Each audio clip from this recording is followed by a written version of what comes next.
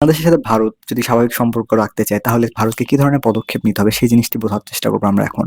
বর্তমান সময়ে ভারত এমন একটা পজিশনে রয়েছে যে ভারত যেকোনো বিষয়ে যদি বাংলাদেশকে নিয়ে কোনো কথা বলে, তাহলে সেক্ষেত্রে ভারতের সাথে বাংলাদেশের সম্পর্ক অনেক ক্ষেত্রে অস্বাভাবিক হওয়ার সম্ভাবনা রয়েছে। আর ভারতের বর্তমান পররাষ্ট্রনীতি এতটাই ভঙ্গুর যে তারা আসলে কোনো প্রতিবেশী দেশের সাথে ভালো সম্পর্ক রাখতে পারেনি।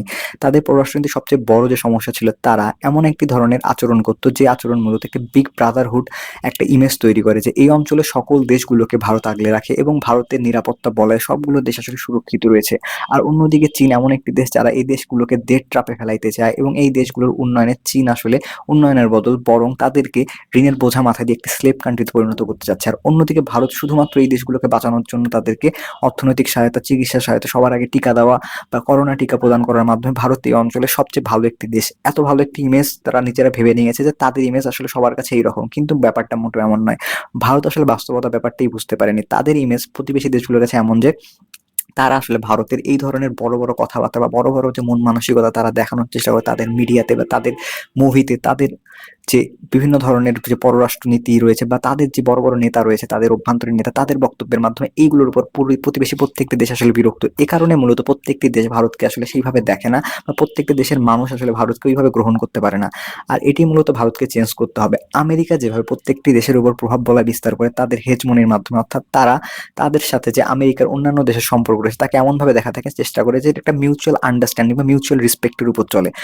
আমেরিকা যেমন ইউরোপকে রেসপেক্ট দেয়, একই সাথে রেসপেক্ট পায় ইউরোপের কাছ থেকে। এই জিনিসটি মূলত ভারতের সবচেয়ে বড় ভুল। এখন ভারত যদি বাংলাদেশের সাথে সম্পর্ক স্বাভাবিক করতে চায়, তাহলে বাংলাদেশের সাথে তাদের যে সম্পর্ক রয়েছে তাকে মিউচুয়াল রেসপেক্ট পর্যায়ে নিয়ে আসতে হবে। অর্থাৎ বাংলাদেশের কাছে ভারত যে সুবিধাগুলো পাচ্ছে, যেমন বাংলাদেশের বিভিন্ন মানুষ চিকিৎসার জন্য ভারতে তাদের চিকিৎসা ভিসা নিয়ে গমন করতেছে এবং একই সাথে বাংলাদেশ ভারতের কাছে প্রায় 10 থেকে 12 বিলিয়ন ডলারের মতো আমদানি করে। এই জিনিসগুলো ভারতকে অবশ্যই স্বীকার করতে হবে এবং রিকগনাইজ করতে হবে যে বাংলাদেশেরও অবদান রয়েছে ভারতের উপর। একই সাথে বাংলাদেশও তখন স্বীকার করা শুরু করবে যে ভারতের কিছু অবদান রয়েছে বাংলাদেশের উপর। ভারত কিছু কিছু ক্ষেত্রে আমাদেরকে সাহায্য করার চেষ্টা করেছে, অর্থনৈতিকভাবে ইনভেস্ট করার চেষ্টা করেছে। এই জিনিসগুলো মিউচুয়াল রেসপেক্টের মাধ্যমে হতে পারে। অর্থাৎ ভারত যদি বাংলাদেশের যে উপকারগুলো রয়েছে বা বাংলাদেশের যে অবদানগুলো রয়েছে সেগুলো স্বীকার করা শুরু করে, তারপর পরে দেখা যাবে যে বাংলাদেশের মতো দেশও এক সময় ভারতের যে উপকারগুলো রয়েছে, যদিও বাংলাদেশের সাথে বর্তমানে ভারতের সম্পর্ক অনেকটাই খারাপ, এর পরবর্তীতেও বাংলাদেশ আসলে চেষ্টা করবে ভারতের যে উপকারগুলো রয়েছে, যেগুলো আসলে তারা করার চেষ্টা করেছে সেগুলো স্বীকার করার চেষ্টা করবে।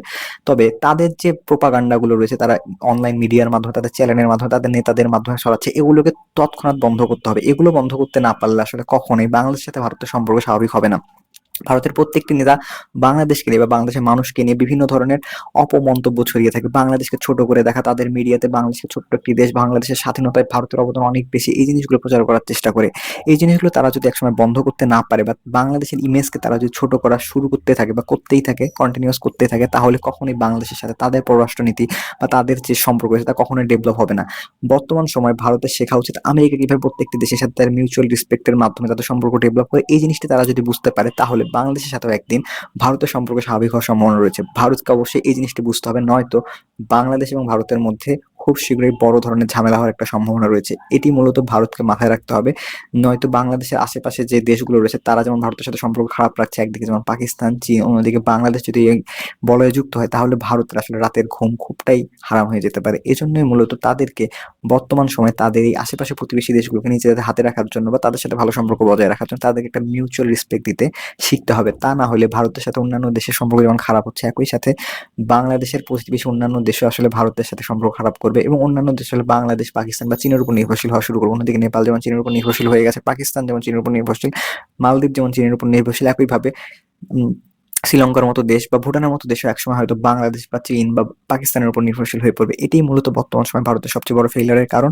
ভারতকে অবশ্যই বাংলাদেশকে মিউচুয়াল রেসপেক্ট এবং তাদের যে প্রোপাগান্ডা ছড়ানো রয়েছে তাদের মিডিয়ার মাধ্যমে, তাদের সিনেমার মাধ্যমে বা তাদের যে নেতাদের মাধ্যমে, এগুলো বন্ধ করতে হবে এবং একইভাবে প্রত্যেকটি দেশকে রেসপেক্ট দিতে হবে। এটি মূলত ভারতকে তখন অন্যান্য দেশের সাথে সম্পর্ক স্বাভাবিক করতে সাহায্য করবে বলে আশা করা যায়। এই বিষয়ে আপনাদের গুরুত্বপূর্ণ মতামত জানাতে পারেন আমাদের কমেন্ট বক্সে। কিভাবে আসলে বাংলাদেশ তাদের পররাষ্ট্রনীতিকে আরো বেশি অন্যান্য দেশের প্রতি আসলে প্রভাব বিস্তার করতে পারে, কোন নীতিতে চললে সেই জিনিসটা বলতে পারেন আমাদের কমেন্ট বক্সে। আর কোন বিষয়ে ভিডিও চান তাও জানাতে পারেন আমাদের কমেন্ট বক্সে। দেখা হবে অন্য কোনো অঞ্চলে, ইনশাআল্লাহ। বাই।